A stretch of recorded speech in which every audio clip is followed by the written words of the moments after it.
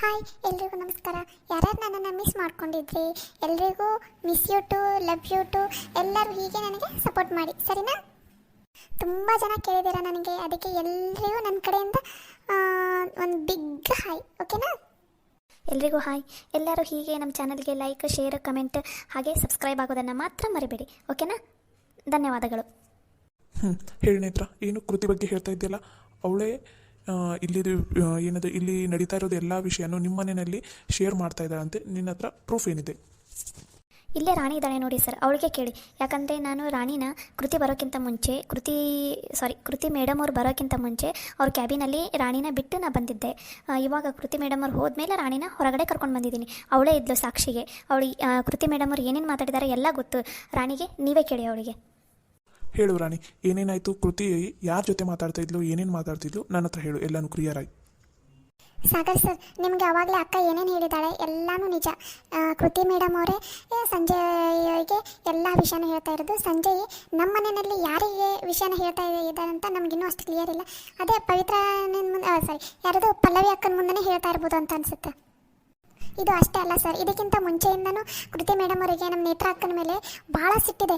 ಅದು ಯಾಕಂತ ಅನ್ನೋದನ್ನು ನೀವೇ ಕಂಡು ಹಿಡಿಬೇಕು. ಮುಂಚೆಯಿಂದನೂ ಹೀಗೆ ಅಕ್ಕನ ಮೇಲೆ ಸುಳ್ಳು ಆರೋಪನ ಹೊರಿಸ್ತಾಳೆ. ಸುಳ್ಳು ಆರೋಪನ? ಏನು? ಅಕ್ಕನಿಗೆ ಬಾಯಿಗೆ ಬಂದಂಗೆ ಮಾತಾಡ್ತಾರೆ. ಅವತ್ತು ನಿಮ್ಮ ಮನೇಲಿ ಪೂಜೆನಲ್ಲಿದ್ದಾಗ ಅಕ್ಕ ಸ್ಯಾರಿ ಉಟ್ಕೊಂಡಿದ್ಲಲ್ಲ, ಅವಾಗ ಅಕ್ಕನಿಗೆ ತುಂಬ ಕೆಟ್ಟದಾಗಿ ಮಾತಾಡ್ಬಿಟ್ಟಿದ್ದಾಳೆ. ನಿನ್ನ ಲೆವೆಲ್ಗೆ ಈ ಸೀರೆ ಎಲ್ಲ ಭಾಳ ದೊಡ್ಡದಾಯಿತು, ನೀನು ಇಲ್ಲಿ ಬಂದಿದೆಯಲ್ಲ ನಾಚಿಕೆ ಆಗಲ್ಲ ಅಂತ ಹೆಂಗೆ ಬೇಕಂಗೋ ಬಾಯಿಗೆ ಬಂದಂಗೆ ಬೈದ್ಬಿಟ್ರು. ಅದಕ್ಕೋಸ್ಕರ ಅಕ್ಕ ಅವತ್ತು ನೈಟ್ ನಿಮ್ಮ ಮನೆಯಲ್ಲಿ ಊಟ ಮಾಡದೆ ಹಾಗೆ ಬಂದರು. ನೀವು ಅಕ್ಕಂದೇ ತಪ್ಪಂತ ನೇತ್ರ ಅಕ್ಕಗೆ ಬೈದ್ರಿ. ರಾಣಿ, ಏನು ಹೇಳ್ತಾ ಇದೀಯ ನೀನು? ಹ್ಞೂ ಸಾಗರ್ ಸರ್, ನಾನು ಹೇಳ್ತಾ ಇರೋದೆಲ್ಲನೂ ನಿಜಾನೇ.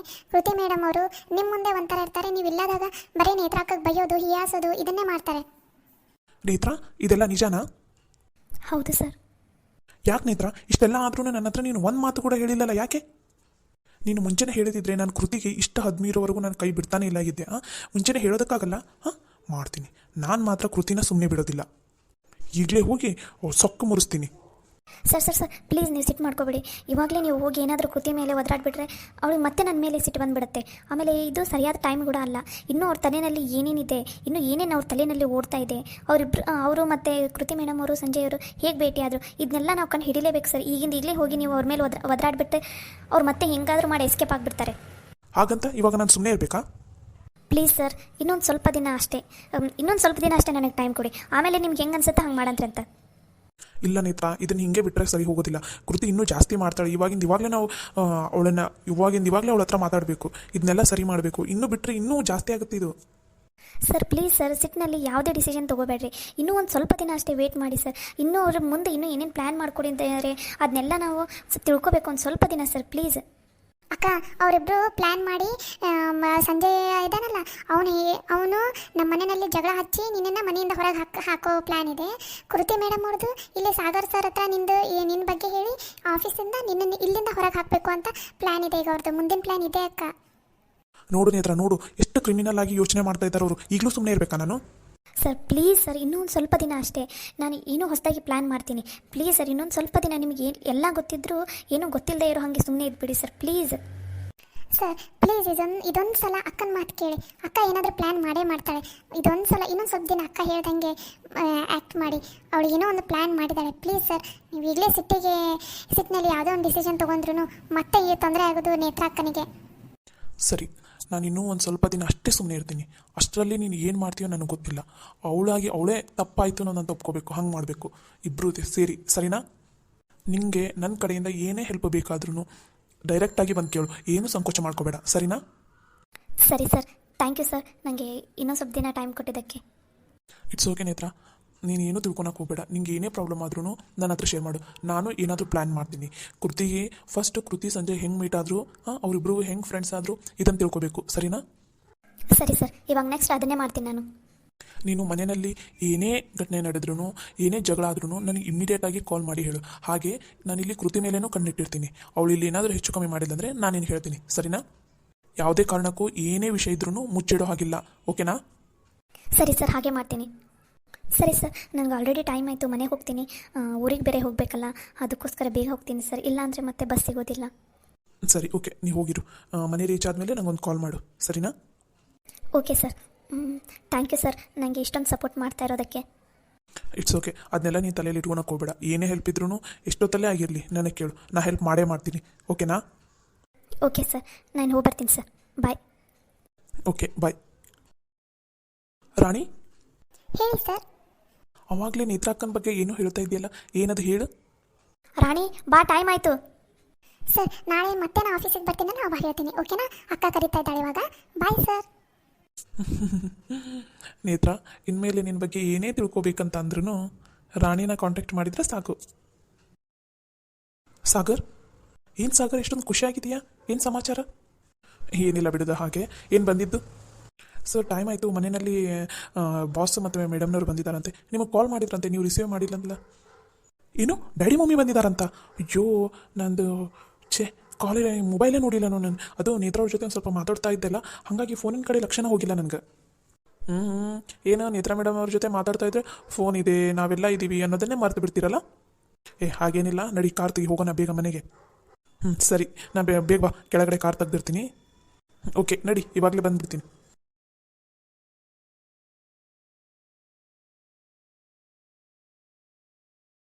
ಎಷ್ಟೊತ್ತಾಯ್ತು ನಾವು ಮನೆಗೆ ಬಂದು, ಸಾಗರ್ ಇನ್ನೂ ಮನೆಗೆ ಬರ್ತಾನೆ ಇಲ್ಲ. ಅವಾಗಿಂದ ಫೋನ್ ಟ್ರೈ ಮಾಡ್ತಾ ಇದ್ದೀನಿ, ಫೋನಿಗೂ ಸಿಗ್ತಾ ಇಲ್ಲ. ಎಷ್ಟು ಬ್ಯುಸಿ ಇರ್ಬೋದು ಇವನು. ಬರಲಿ ಮನೆಗೆ, ಮಾಡ್ತೀನಿ ಇವತ್ತು ಅವನಿಗೆ. Mummy mummy. ಏನಮ್ಮ ಖುಷಿ, ಏನಾಯಿತು? ಕಿಚನಲ್ಲಿ ಅಡುಗೆ ಮಾಡ್ತಾ ಇದ್ದೆ, ಇದಕ್ಕೆ ಒಂದೇ ಸಮನೆ ಒದರ್ತಾ ಇದೆಯಾ? ನೋಡು ಮಮ್ಮಿ, ನಾವು ಬಂದು ಎಷ್ಟೊತ್ತಾಯಿತು, ಇನ್ನೂ ಸಾಗರ್ ಬರ್ತಾನೆ ಇಲ್ಲ. ಕಾಲ್ ಮಾಡಿದ್ರು ರಿಸೀವ್ ಮಾಡ್ತಾ ಇಲ್ಲ. ನೀವಾದರೂ ಕಾಲ್ ಮಾಡಬೇಕು ತಾನೆ. ಎಷ್ಟು ದಿನ ಆಯಿತು ಅವನ ಜೊತೆ ಮಾತಾಡೇ ಇಲ್ಲ. ನಾನು ನೋಡಿದ್ರೆ ಅವಾಗಿಂದ ಕಾಯ್ತಾ ಇದ್ದೀನಿ, ಅವ್ನು ನೋಡಿದ್ರೆ ಇನ್ನೂ ಬರ್ತಾನೆ ಇಲ್ಲ. ಅಯ್ಯೋ, ಅವನೇನೋ ಮೀಟಿಂಗ್ನಲ್ಲಿದ್ದಂತೆ, ಅದಕ್ಕೋಸ್ಕರ ಫೋನ್ ರಿಸೀವ್ ಮಾಡಿಲ್ಲ ಅಂತೆ. ಚೇತನ ಇದೆ, ಚರಣಗ ಕಾಲ್ ಮಾಡಿದ್ದೆ, ಹೇಳಿದೆ ನಾವು ಬಂದಿದ್ದೀವಿ, ಇದು ಸಾಗರನ ಕಳ್ಕೊಂಡು ಬೇಗ ಬಂದುಬಿಡು, ಸಾಗರ್ಗಂತೂ ಬೇಗ ಬಾ ಅಂತ ಹೇಳು ಅಂತ ಹೇಳಿದ್ದೀನಿ. ಬಿಟ್ಟಿದಾರಂತ ಆಫೀಸ್, ಇನ್ನೂ ಸ್ವಲ್ಪ ಹೊತ್ತಿಗೆ ಬರ್ತಾರೆ. ಸರಿನಾ? ಹೌದಾ ಮಮ್ಮಿ? ಹಾಗಂದ್ರೆ ಇವಾಗ ಸಾಗರ್ ಬರ್ತಾ ಇದ್ದಾನಾ? ಆಫೀಸ್ ಬಿಟ್ಟನಂತ ಆವಾಗಲೇ? ಹ್ಞೂ ನಮ್ಮ ಆಲ್ರೆಡಿ ನಿಮ್ಮ ತಮ್ಮ ಆಫೀಸ್ ಬಿಟ್ಟಿದ್ದಾನಂತೆ. ಇವಾಗಲಾದರೂ ಸಮಾಧಾನ ಆಯಿತಾ? ಸರಿ ಮಮ್ಮಿ. ಪಾಪ ಇಷ್ಟು ದಿನ ಆಯಿತು, ಊಟ ಸರಿಯಾಗಿ ಮಾಡಿದಾನೂ ಇಲ್ಲ. ಅವ್ನು ಬರೋಷ್ಟಿಗೆ ಸ್ನ್ಯಾಕ್ಸ್ ಏನಾದರೂ ಮಾಡಿಬಿಡೋಣ. ನಡಿ ಮಮ್ಮಿ ಬೇಗ. ನಾನು ಅದಕ್ಕೆ ಸಂಜೆಗೆ ಸ್ನ್ಯಾಕ್ಸಿಗೆ ಹಾಗೆ ರಾತ್ರಿ ಊಟಕ್ಕೆ ಅಡುಗೆ ಮಾಡಿದಾಯ್ತಂತ ಮಾಡ್ತಾಯಿದ್ದೀನಿ. ನೀವು ಒಂದೇ ಸಮನೆ ಕರಿತಾ ಇದೆಯಾ ನಾನು?